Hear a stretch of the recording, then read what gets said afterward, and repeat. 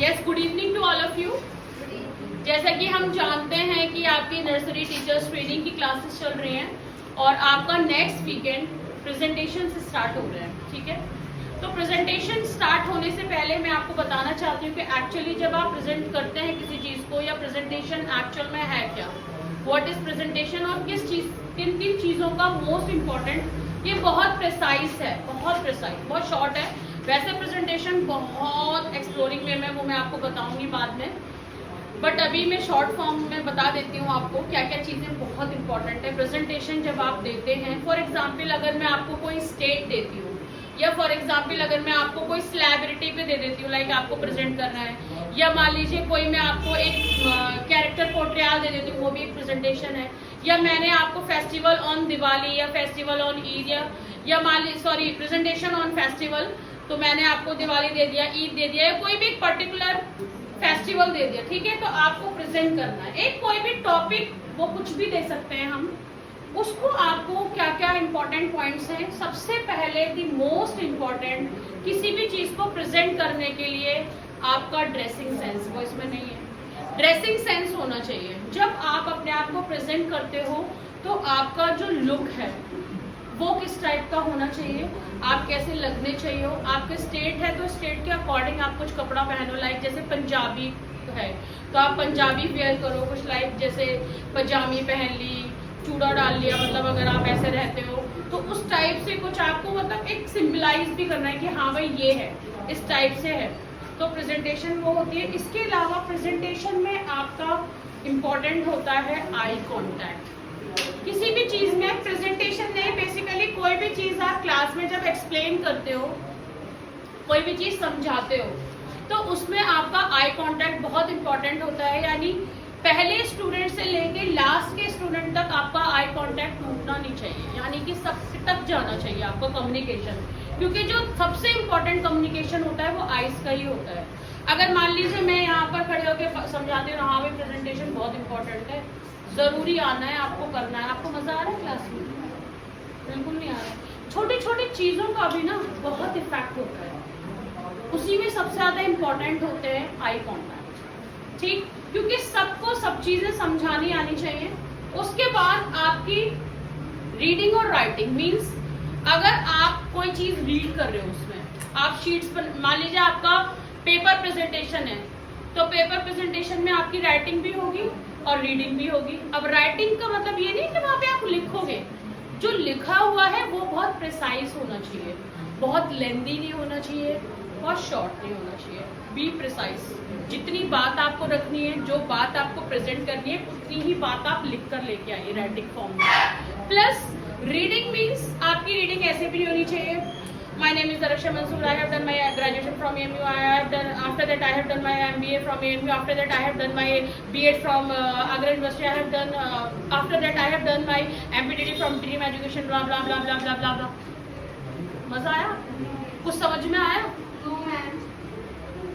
या ऐसे बोलूं, मैं दरक्षा मंसूर, मैंने अपना ग्रेजुएशन AMU से किया, उसके बाद मैंने अपना MBA वहाँ से किया, उसके बाद मैंने B.Ed वहाँ से किया, आफ्टर दैट उसके बाद मैंने ये यहाँ से किया, वो वहाँ से किया। इस तरीके से मैं बोल रही हूँ, आपको मज़ा आ रहा है? एक रीडिंग स्किल्स भी आपकी बहुत अच्छी होनी चाहिए। अब जो सही फॉर्म होती है वो क्या होती है, जहाँ पर आपको पॉजेस का यूज़ भी करना होता है, प्रीफिक्सेस का भी यूज़ करना होता है। लाइक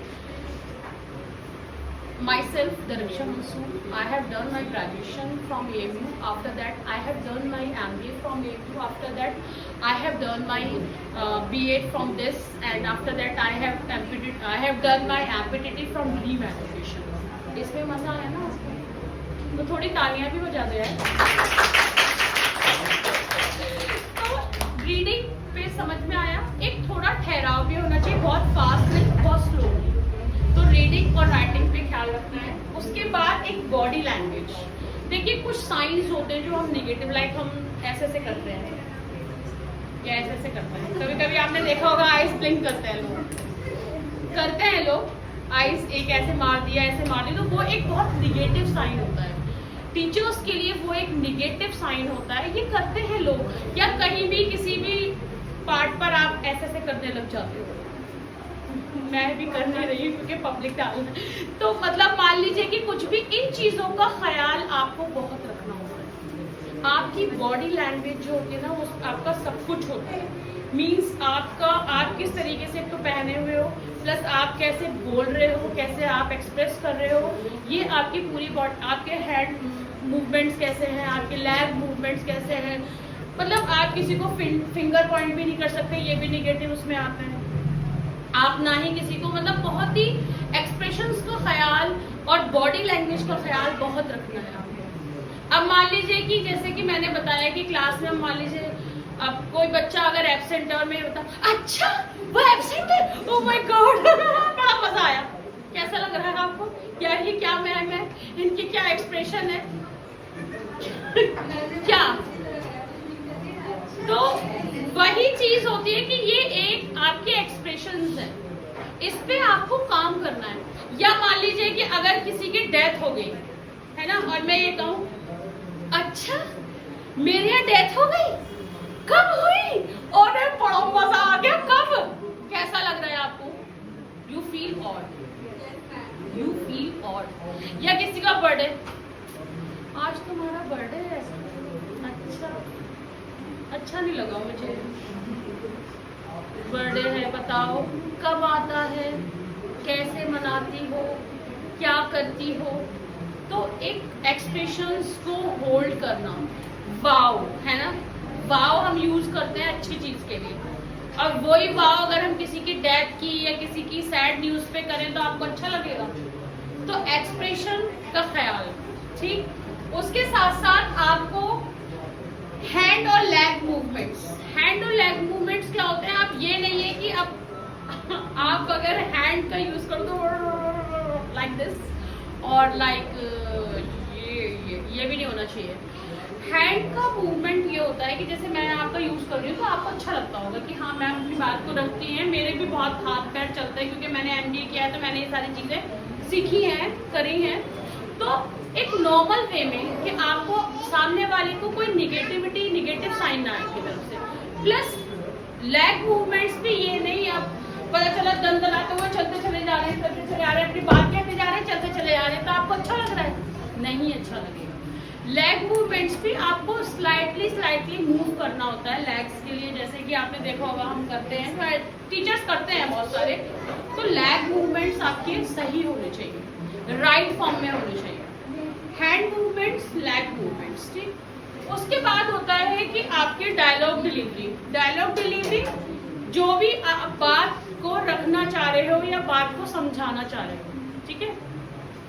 अब कोई टॉपिक है आपका, जैसे मान लीजिए पंजाब टॉपिक है, तो पंजाब के टॉपिक को आप इस तरीके से समझाओ कि हम पंजाब ही पहुंच जाएं। आपकी डायलॉग डिलीवरी और आपके एक्सप्रेशंस और आपके समझाने का तरीका इस तरीके का होना चाहिए कि हमें लगे कि हम फील करें कि हाँ सच में पंजाब यही उठ के आ गया है ना। तो वो चीज एक होनी चाहिए अगर आपको स्टेट का प्रेजेंटेशन मिला है। तो किसी को कुछ पूछना है? एक्सप्रेशंस का ख्याल, dialogue delivery, plus eye contact maintain करना है, बॉडी लैंग्वेज है, आपका कंटेंट जो होना चाहिए, जो भी आप लेके आ रहे हो वो प्रिसाइज हो, नॉट मतलब बहुत लेंथी नहीं होना चाहिए, नॉट टू मच शॉर्ट, ठीक है, ठीक होना चाहिए। तो इन सारी चीजों पे आपको ख्याल रखना होता है जब आप कोई प्रेजेंटेशन देते हैं। पेपर प्रेजेंटेशन भी हो सकता है, PPT भी हो सकता है। PPT वैसे आपका इस साल नहीं है, नेक्स्ट ईयर है, वो आपका पूरा सब्जेक्ट ही है कंप्यूटर की, थ्योरी भी है, प्रैक्टिकल भी है। बट इस साल आपके जो प्रेजेंटेशंस होंगे वो chart presentations, paper presentations, group presentations या फिर इंडिविजुअल प्रेजेंटेशंस होंगे। तो अब मैं आपके प्रेजेंटेशंस नेक्स्ट मंथ से स्टार्ट करने जा रही हूँ। Anybody, any question? रमीजा, आपको समझ में आया सारी चीजें? क्लियर? पक्का? कुछ लोग तो यहाँ टाइम पास कर रहे हैं, मुझे लग रहा है बस जल्दी से खत्म हो और भागे घर, ऐसा है कुछ? मजा नहीं आता मेरे साथ क्या? चलिए ठीक है, थैंक यू सो मच।